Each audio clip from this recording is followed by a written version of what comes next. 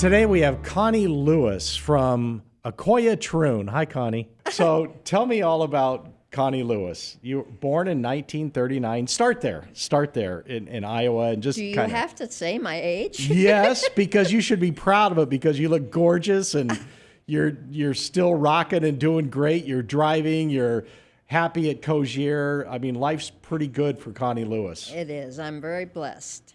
I love it there. I love Cogir, or Akoya, which is the name of the Akoya place where Troon, we yep. live. I see the Pinnacle Peak out my back, and I see the city lights at night, and it's beautiful. And the staff is so warm and so inviting, you would not believe it. And we have every activity there could possibly be. We have dinners, we have theater, we have drama, we have music, we have speakers that come in, we have every game there ever was. It's just a wonderful place. The residents are all very friendly, and it's small enough so that you can know everybody. Sure. And I like that. We have a grill upstairs, and we have a dining room downstairs, which is really nice. So we have our choice where we want to eat.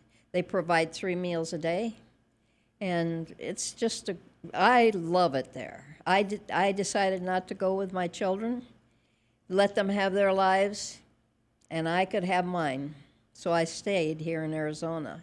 Children are across the country, so. So talk about that decision, because I think that that's really something that Cogir is very, very proud of, is when residents go to Cogir, for a lot of them, new friends develop, a new life develops, but you still get to do things that you love. Like, I know you're an artist. Talk about that. Well, I didn't start art until I retired, which was in '96. And I took lessons from a gentleman here in the valley, Spanish man who had had a lot of art experience. In fact, he painted a lot of the buildings in Phoenix and some of the bar walls and things. And Like some of the murals? Yes. What you're talking about in downtown Yes. Phoenix? Yes. Okay. And usually people, Hispanic people. And he taught me drawing and all the different forms of art. And so I started just with oils, and I started to get headaches. So I switched to watercolor, and I've been in watercolor ever since, and I love it. So explain that to me, because I'm a little bit of a rookie when it comes to art. All right. In 4th grade, I couldn't make a paper mache dinosaur. So I'm not Mr. Artist. Yes. Why would you get headaches with oil paintings and not watercolor? It's an oil-based paint, so it has smell, and then they use turpentine to clean it. And in those days, they didn't have terpenoid yet, which is something that you can use now that's odorless. Okay. But I just fell in love with watercolor because it moves on the paper, and you have to be a pretty good artist to do it because there's not much correcting. So I teach that in Akoya, and I have like 7 or 8 students now, people who are just starting out, and they love it, and I love doing it. See, some of that oil painting smell, that's really what brought the great music from the 1960s and 70s around. I think that that's when people started getting into Pink Floyd, because some people got headaches, some people just got creative in the art world with that. You went watercolor. Yes. And not only do you still do watercolor, you teach others. Yes, yes. You know, I have a couple of students that are blind, and they are doing abstract. They're able to see enough to where I can help them with their colors, and they can do abstract painting. So that's something that they just love. They're proud of what they've done, you know. But how do you learn to teach that? That's a whole different level. Patience. Lots of patience. Speaking of patience, I know you're a mother, because you mentioned that you had kids, and together as a family, you decided to come to Cogir and let your kids have their own life. Talk about that decision. Was that emotional? Were your kids originally on board, or? My daughter would have liked me to come to North Carolina, but I said, you know, you're just retiring. You don't know how many years you have because I lost my husband in 2012. And Okay. so he was only 74 years old and died of cancer. So I said, you know, you need your lives. You need to enjoy those years we had. He retired at 58. So we had several years together, you know. So I told them I didn't want to interfere with that. I wanted them to live their lives, and I was happy here. Happy. I love Cogir, so. So talk about your husband and your family business and growing up in Iowa. What did you guys do for a living? What was the family business? My father started out as a merchant in a 5 and dime store.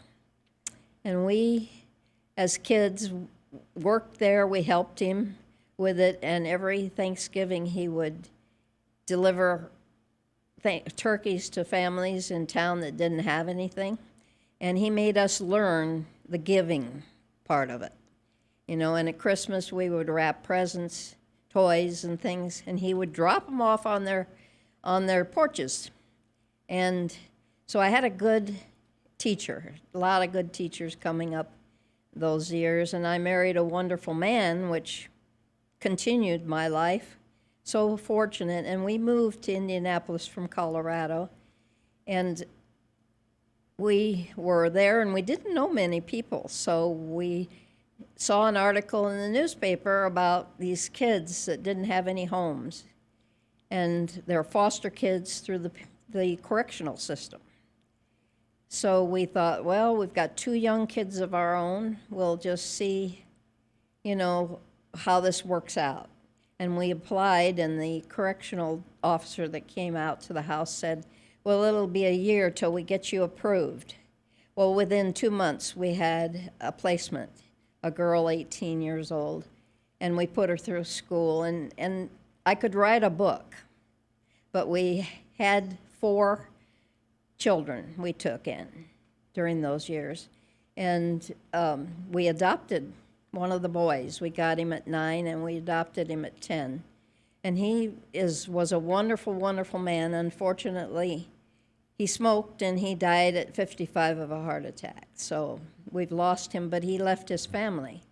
And they're here in the valley, so I see them. Do you think about having a foster family and go back to your father and the love that he gave and the way that he brought you up, giving to others as being an inspiration? Yeah, and my mother, too. And your mother? She was a very loving, sweet woman who was only interested in raising her children. She had 4. I have 3 brothers. But I was the apple of my dad's eye, of course. Of course. And the child that you adopted, talk about that. I'll tell you a story about him. Okay. He would not give his love to us when he first came. And How old was he when he was 9. Okay. And our children were 6 months younger, 9, and a younger one, 7. And he came and he put his love into our dog. It was a schnauzer. And he loved that dog, and she got out on the highway and got killed. And I could see him, I see him every day, hitting his hands on his knees saying, everything I love goes away. And just broke my heart. So I said to my husband, we got to go out today and get a new puppy.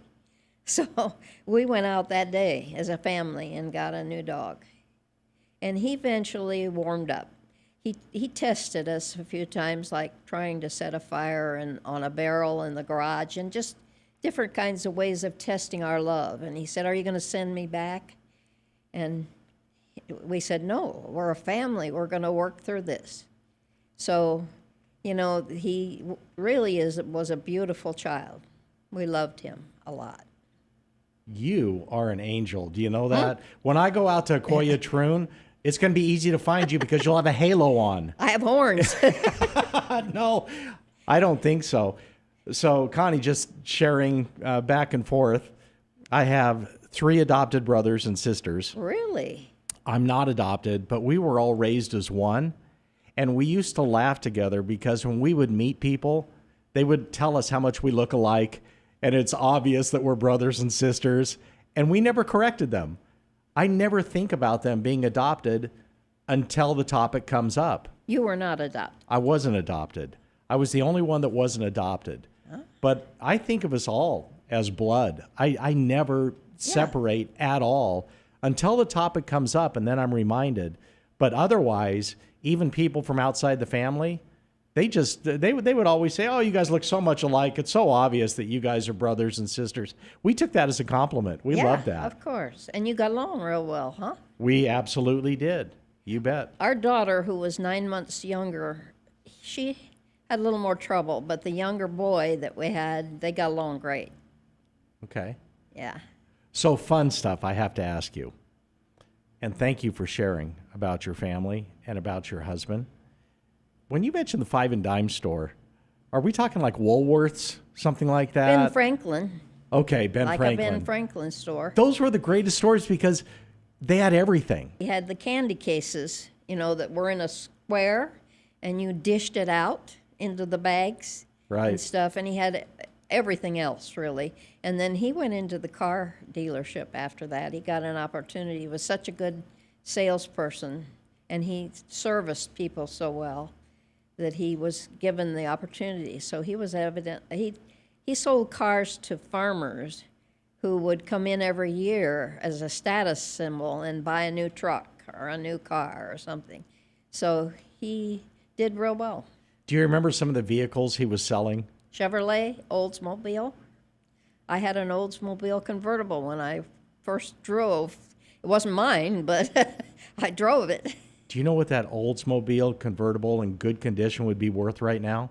Yes, I still had it, and my mother got it, and then she gave it to me, and so I sold it to a guy because I did not like the loose steering, and I sold it to a man in Canada who actually he has antique Oldsmobiles. So you're at Akoya Troon in North Scottsdale. You're familiar with Barrett Jackson, the big auto auction? I've been there.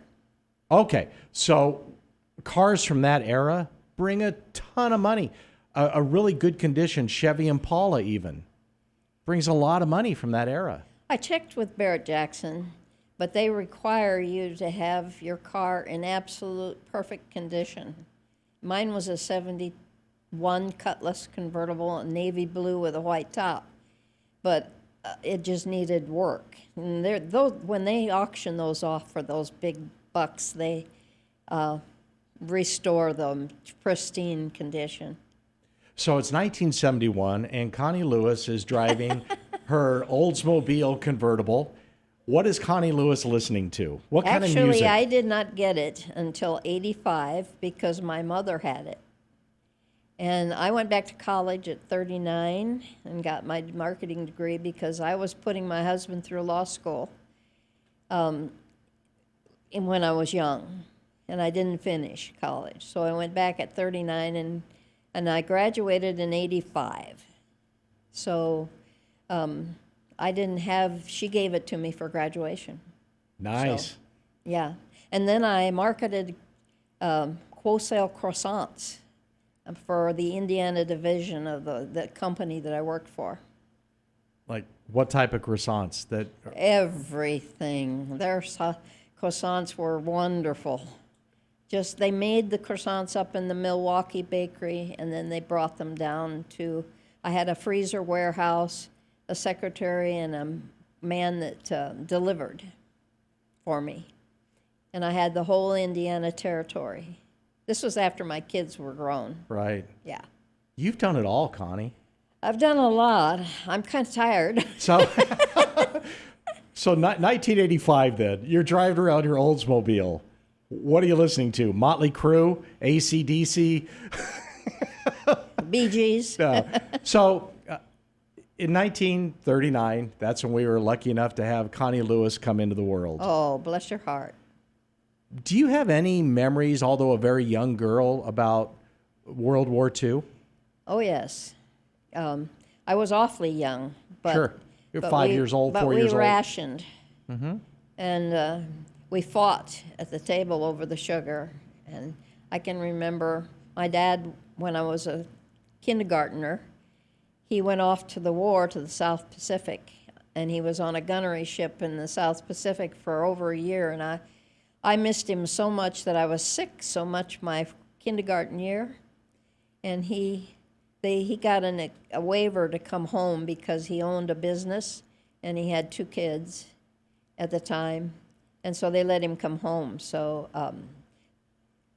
What else do you remember about being a young girl in the 1940s? I was a tomboy because I had 3 brothers. So I remember climbing willow trees, playing in the leaves with the boys and everything. The days before cell phones and video games. Right. To where kids actually got outside, Absolutely. enjoyed some exercise. We walked to school. I mean, I was in a small town of 6,000, but we walked to school. And, in the winter, we put on our boots and coats and stuff and went. What town were you in Iowa? It's called Nevada. And it's spelled just like Nevada, but it was there before Nevada.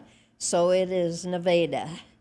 And it's a county seat for Story County, which includes Iowa State College, Ames, Iowa. Okay. And that's about 40 miles north of Des Moines. Nevada. Nevada. Okay. So now you and I are definitely best friends because I'm from Nevada. Oh. And you pronounced You it. cannot have that name. We won't take the name Nevada. Okay. And we don't go by Nevada. But you said Nevada, so that makes you and I best friends because you Oh. pronounced it correctly. Good. And I'm from a small town too, I understand.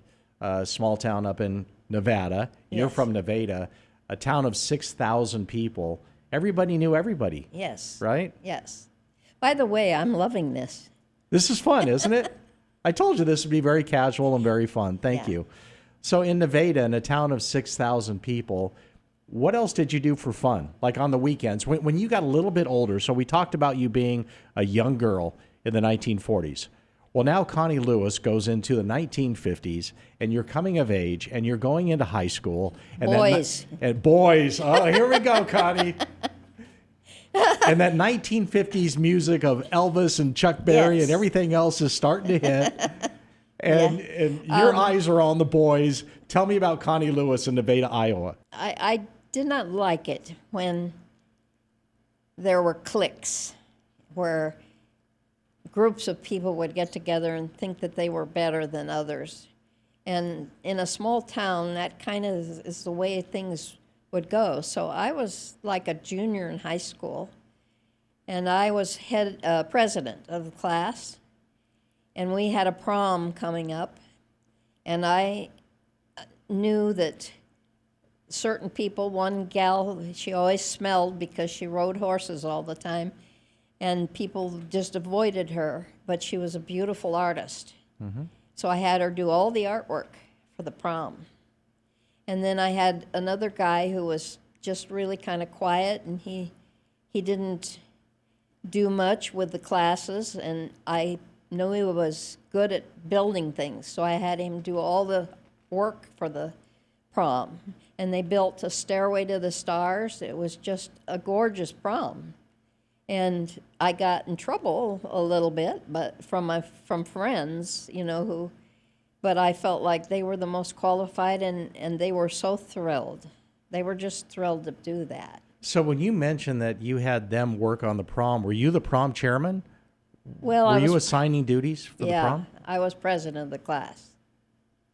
And it was interesting in those days because typical proms would have a theme. Mm-hmm. Definitely. And like the stairway that you're talking about, and the whole class would come together, mm-hmm. and they would decorate to that theme, mm-hmm. and then they would dress up, come back, and enjoy that evening. Absolutely. Within that theme. And they had a stairway going up, and a couple walking up the stairway. They had blue and white across and with clouds up on the ceiling. It was beautiful. In those days, we used a lot of crepe paper. I bet. Yeah. So our prom theme was Jungle Love, after the Steve Miller song. You're very young. But Connie, I remember how special the proms were. So we would decorate our old gym, and it sounds like what you're saying was Stairway to the Stars. Exactly. We'd have jungle vines where they would take the Oh. photos at, and talk about culture. So drive-ins, We used to sit up on the fenders of the cars, on the front hood and watch the movies and neck. Connie, Connie. Yes, of course. So what were some of the first movies that you remember? Oh, my gosh. Not that you were watching the movie because you were necking, but Well, I wasn't watching. what were the first movies that you heard while you were necking? My hero was Roy Rogers. Okay. And so we'd go to the theater, not necessarily a drive-in, and sit in the balcony and watch the movies. We paid a quarter to get into the movies and a nickel or a dime for popcorn and drinks. Oh my goodness. Mm-hmm. And would that be a typical date? Well, kind of like the kids today, we did more group getting together, kids meeting Sure. at the movies and stuff. We had dates for prom and those kind of things, and I had dates, separate dates. Did you buy records? Buy records? Oh, yes. What records did you buy, or who was your favorite? My basement was all lit up, and we had dance parties down there and everything. Oh, you were the popular house. Yeah, sort of. So were you into the 50s stuff that everybody remembers so well? The doo-wop, the Elvises, as I mentioned earlier, the Chuck Berrys, early Motown. Were you into that type of music? More rock and roll, I think. Connie, you would have been fun to hang out And with. Little Brown Jug, and you remember that one? So do you keep in touch from those days in Iowa and Nevada and friends that you grew up with? I have a buddy. He's still a farmer outside of my hometown, and he still has a hobby farm. It's not a big farm, but a hobby farm. And we check in on each other all the time, and I have people that I keep in contact with at Christmas. Oh, good for you. And at Cogir, do you do Facebook emails back and forth with friends, or is that how you communicate with family? We do FaceTime as a family when sometimes they try to coordinate it. My family is getting together in Estes Park for a week in Beautiful. September, Colorado. So we kind of try to meet every year up there. We love Rocky Mountain National Park, and so that's how we'd rather be together than do the FaceTime. Oh, I love hearing that. Talk a little bit more about Cogir. You kind of described it so perfectly on what an average day is like, with the 3 meals a day and people that you really enjoy being with and We're the activities. getting fatter. Because they have all the good food, right? Yeah. So next time you come down, and I do hope you visit again, bring some your friends and come down here and enjoy it. Okay. I have a lot of good friends there already, and if you join in anything, you become friendly, and everybody's so inclusive. When they have meals, if we're sitting down with 2 or 3 people, we always invite another person to come in, sit down with us. We're very inclusive that way. Oh, let me know the time. Thank you. Yes, please come. Please come. Is there anything that you think you'll wish that you would have mentioned, or something really interesting in your life that we didn't cover? I have a very strong faith. I have lost a son and a husband, and of course my parents. That is normal, but I lean on the Lord, and that's very important to me. So I go to a Bible study there and then I go to my church, which is in my old neighborhood of Rio Verde, Arizona. Okay. I don't know if you're familiar with that, but Of course. okay. So I go back to church there, and I'm grandfathered into the art league there, and so my parents retired there in the 70s, And then my husband and I retired in the 90s, and we decided we'd like to live near them. And we were glad we did, because my mother had a brain tumor about 2 years later and passed. So You have faith. You still go to Bible study. What has changed over the generations? It seems like not as many people are as willing to share about their faith. well, I have to admit that my children, they don't go to church. My son and his family do, and they've raised their boys there. I do feel like they have faith, but they've kind of gone away from the church. I feel like it's something that is personal, and what I do is I pray for the people and pray that they will find the Lord in their due time, whenever it takes. And that's all I can do. I feel like I'm not afraid to talk about it if anybody wants to talk religion. And I've studied Bible Study Fellowship, and I've done a lot of Bible studies. So, I feel like you have a husband, you have people around you, but when I was talking to Debbie about that, my activities director, yesterday, and when it all boils down to it, it's between you and your Lord. And, all the other people pass away, and you hope to see them one day, but, it is you and the Lord. So your activities director, Debbie, at Akoya Troon, I met Debbie, and I know that she's an Italian. Does she make sure you get plenty of lasagna and cannolis and spaghetti and raviolis and spumoni, anything that ends with an I? I wish she'd do more with that, because I do like Italian very much. She is, I love her. She's marvelous. She has us going, I don't know how she does it. I think she has a breakdown every once in a while, because she's so good with activities. She has everything you could imagine going there all the time. And not only that, but she's a Christian lady, and she's very sensitive to other people. And she just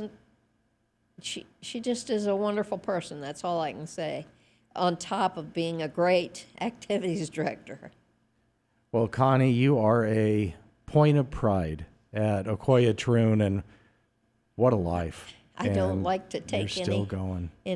I don't like to take acclimates, because, everybody has their special things that they are and they do, and I'm no special person. I'm just a child of the Lord. Well, now that we're friends, come pick me up in that Oldsmobile convertible. I don't have it anymore. But you still drive, Oh, yes. No problem. even in a city like Phoenix. Yep. I'm comfortable here. Now, if I moved to my daughters in North Carolina, I don't know, but, I'm used to everything here, and I know how to get to places. Right. So I have no problem with that. I hope I can do it for a while. Hey, you've been in Arizona 27 years. We got you now. Yeah. Connie, talk a little bit more about Akoya Troon. I just brought two of my good friends into Cogir. So I am so sold on it, because it's a rental. You don't have to buy in. Right. And like I told you before, the activities are just phenomenal. And I can't say enough good things about it. And it's a happy place. It's a happy place. So thank you, Connie. Oh, you're welcome. Connie Lewis from Akoya Troon by Cogir.